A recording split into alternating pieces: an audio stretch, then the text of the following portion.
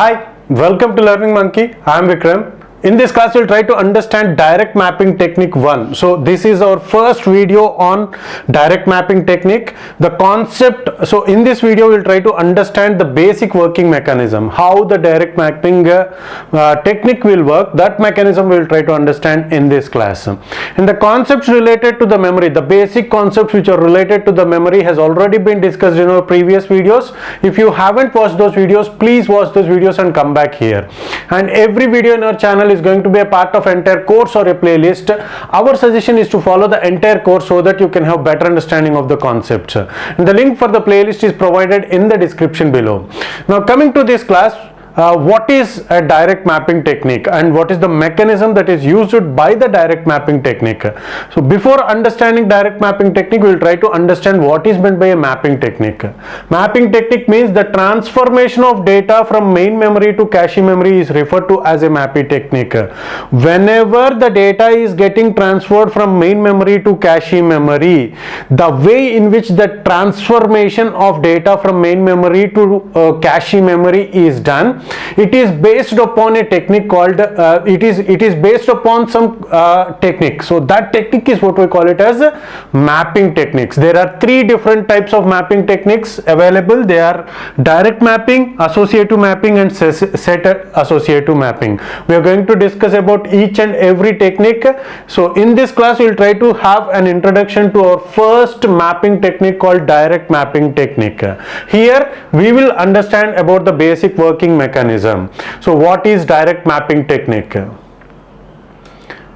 So before understanding the definition of direct mapping technique, let's try to understand the configuration of our computer. So our computer, a central processing unit, and here it is cache memory, and this is main memory. The main memory is a 64 word main memory. 64 word main memory is 0 to 63. So there are 64 words on our main memory. Physically, this is how the main memory will look like, but logically what we have done is we have grouped four words of the main memory into one group, which is what we call it as blocks. So this is how logically the main memory will look like with 16 blocks. So how 16 blocks is, it is 64 by 4. We have grouped 4 blocks into, so these 4 blocks will get grouped into one block, which is what we call it as block in the main memory. And each block, these are the binary representations of the block numbers, and the block numbers are 0, 1, 2, 3, 4, 5, 6, 7. These are the block numbers in decimal representation. These are the block numbers in binary representation. So with 64 words on the main memory, grouping them into 4 words as one group, we are going to get 16 blocks of memory, and each block is numbered, each block is addressed in this way. Similarly, the cache memory is of 16 words, and this 16 word cache memory, so as we have already discussed, so if 4 words are grouped on main memory, the 4 words will also get grouped on the cache memory. So the cache memory is going to have 4 lines. So grouping of words is what we call it as lines in the cache memory. Grouping of words in the main memory is what we call it as block. So these are the line numbers, and each line is going to have 4 words. So this is how the configuration of our computer is, and these concepts about page, block, and page, block, and line has already been discussed in our previous videos. Why the grouping is done? It is done based upon the principle of locality concept. That concept has already been discussed in our previous videos. In order to get better understanding of this concept, so we are again discussing the concepts in order to have a quick brush up. So please watch our previous videos. It's very important to understand those concepts. Okay, so now this is the configuration we have. Now what does the direct mapping definition states? In direct mapping, each memory block maps to exactly one cache line, each memory block, each main memory block maps to exactly one cache line. What it means is, whenever we want to transfer the data of the main memory onto the cache memory, if we are using direct mapping technique, how the direct mapping technique will work is, a particular main memory block will get transferred to a particular main memory block will get transferred to a particular cache memory line. So what it means is, for example, if you take this 0th block, so this block, assume that this block has to be transferred. So whenever the transformation of content of this block has to be done onto the cache memory, it has to be done only onto the 0th block. Assume that whenever the 0th block has to be transferred, it has to be transferred only onto the 0th block. Okay, this 0th block has to be transferred only onto the 0th line. Similarly, for example, if you consider this 4th block, whenever we want to transfer, it has to be transferred only onto the 0th block.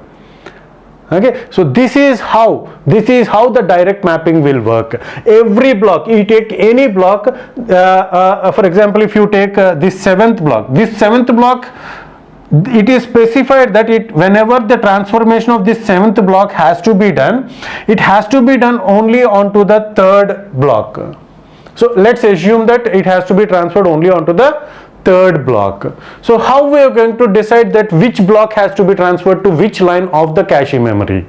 How we are going to decide that? It can be done by two different mechanisms. We have two different mechanisms for the transformation of a block onto the line of the cache memory. There are two different mechanisms, or one is modulo division.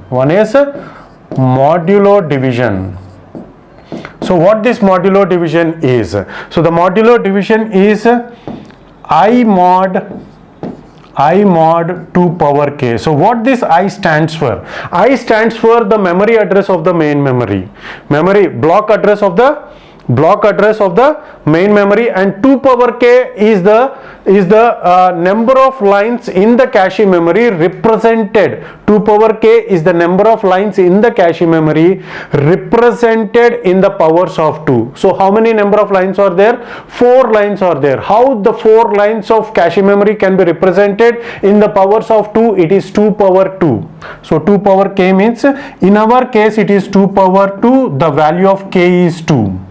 Okay, so this 2 power 2 means it is the number of lines represented in the powers of 2. So the value I stands for the address of the block address of the main memory. For example, if you want to transfer this 7th block of the main memory onto the cache memory, where it has to be transferred.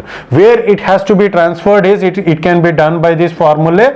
It is 7 mod 4. 2 power 2 means it is 4. 7 mod 4 means it is 3. So the content of 7th block has to be transferred onto this. 7th block has to be transferred onto this line only. That is what we call it as direct mapping. Every block of the main memory is directly mapped to one of the block of the cache memory. Whenever the transfer happens, I am discussing this point again and again because it is the only essence of this entire concept. So whenever a particular block of the memory has to be transferred, it has to be transferred to a particular line of the cache memory. For example, if I want to transfer 12th block onto the cache memory, the 12th block can be transferred by using the formula. It is 12 mod 4. 12 mod 4 means 0. So the remainder is going to be 0. So the 12 can be transferred to 0th block. Okay. Similarly, what are the other blocks that can be transferred onto the 0th block, which brings the remainder, for which we are going to get the remainder as 0? It is, if you consider 0 by 4, it is 0. So 0th block can be transferred onto the 4th line, and similarly 4 by 4. 4 by 4 is also, the remainder is going to be 0. 4th block, whenever we want to transfer the 4th block, if nothing is there in the cache memory, then that 4th block has to be transferred only onto the 0th line of the cache memory. 0th line of the cache memory. Similarly, what are the other blocks that can be transferred onto the 0th line of the cache memory? It is 8. 8 mod 4. 8 mod 4, the remainder is going to be, hoping that you know modulus division. So modulus division, we are going to consider the remainder. 8 mod 4 is 0. So 0th block is capable of accepting the blocks of the main memory. These are the blocks that can be, that has to be transferred onto the 0th block. It is 0th block, 8th block, 12th block, or 4th block. Any one can be transferred. So that is also very important to understand. Similarly, what are the blocks that can be obtained onto the first block of the cache line? First block of the cache memory, first line of the cache memory. So the contents are